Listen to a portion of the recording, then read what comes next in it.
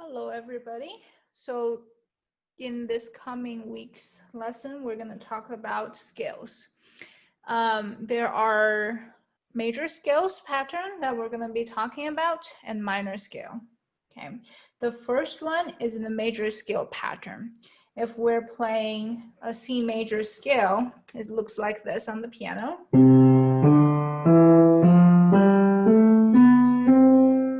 Remember that we have talked about the whole steps and half steps.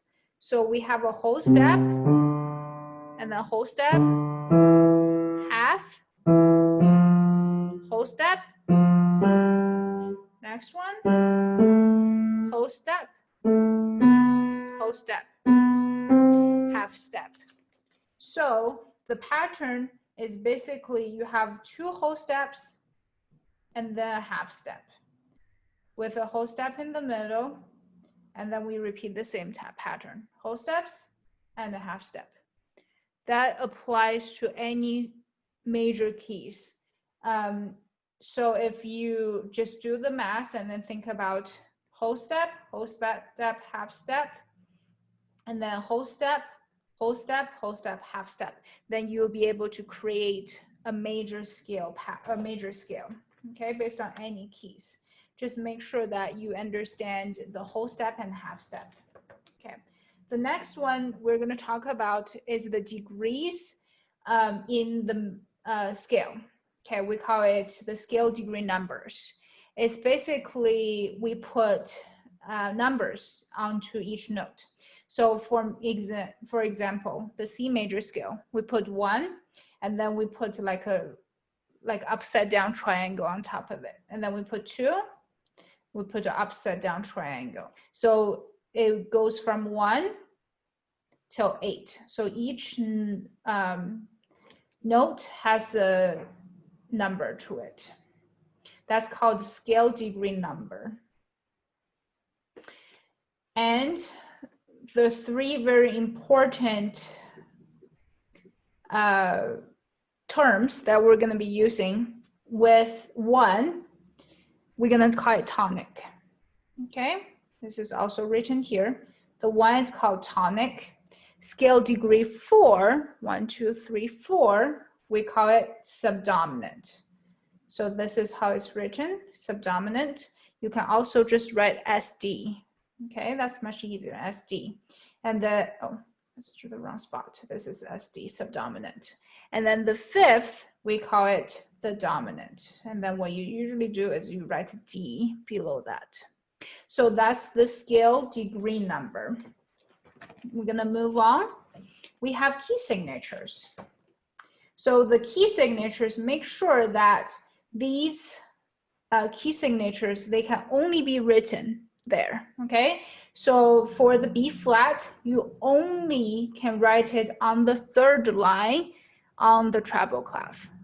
For the bass clef, it can be only on the 2nd line there. If you write it somewhere else, let's say if you write it somewhere over there, that's not B anymore. For the left hand, if you write it over there, that's not correct. Make sure this is the only correct way of writing it. So with 1 flat, this would be your F major, okay? And then with nothing, we have the C major. Now here, with 1 sharp, we have the G major, okay? Those are some of the major scales that you've learned in your lessons before. Now that's the key signature. We're going to move on. So every major key, every major scale, we have a relative minor connected to it. Okay, so for instance, we have the C major. So we have here the C major. And we have A minor. That's the relative minor of C minor. Okay, we have the A minor. Okay, then some of you maybe ask, how do I find a minor from the major key? The rule is a minor 3rd down. Okay, so if you guys recall, a minor 3rd is 3 half steps. So 1, 2, 3. 3 half steps. So C major, 3 half steps down is this. Now that is called a natural minor because we didn't have any sharps or flat added to it. Now let's take this for example. We have the G major. We have 1 sharp. Now, how to find the relative minor of G major? We go minor third down, right? So this is 1, 2, 3, which is 3 half steps. So G major, then we have the E natural minor. So natural minor, we're going to use F sharp. Why? Because the G major, we use the F sharp. Okay, so this is your natural minor. So the general thumb of rule for the natural minor is to keep the same key signature, okay, that you used in the major key. For instance, we have the G major is here, then the E minor natural form, also known as E natural minor, is keeping the same F sharp. This is another way of thinking it. You can either go minor third down or you can go a 6th up. So either way it works. And for instance, we have the F major here. A minor third down from F is your D minor. And in natural form, we have to keep the B flat. Okay, hope that makes sense for you guys. And another thing that we're going to cover is the importance of the leading tone in harmonic minor. Okay, so we've learned the natural minor, which just keep the same key signature as the as the major key. Now the harmonic minor, we're adding a leading tone. Okay, so the 7th scale degree is called the leading tone because it leads to the tonic. Sometimes the leading tone is also called the leading note. Okay, in major scales, the leading tone is always a half step below the tonic. And also in harmonic form, it's the same. You have to create a half step between the second to the last note and the last note. So this is the G, this is the A harmonic minor.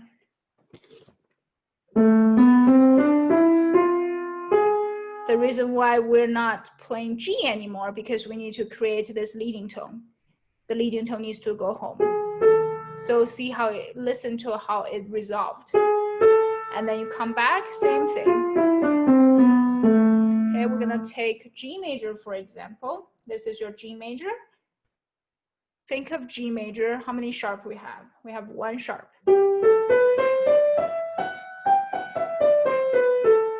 Okay, and G major, we have E natural minor, which is keep the F sharp that G major had.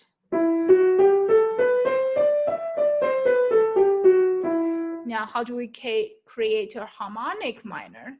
It's the 7th scale degree. We are gonna raise it to create a half step between the leading tone and the tonic. So it sounds like this.